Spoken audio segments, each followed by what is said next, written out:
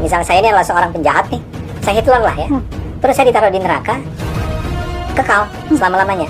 Itu adalah contoh tentang betapa tidak konsistennya atau betapa kontradiktifnya Al-Quran. Dengar ya. Iya, tapi kalau misalnya Hitler sebelum mati dia masuk Islam gitu, jadi mualaf, dia jadi bersih lagi kayak bayi. Nanti Kita masuk dengar surga. lagi. Gitu sistemnya lah, ada ketawa coy.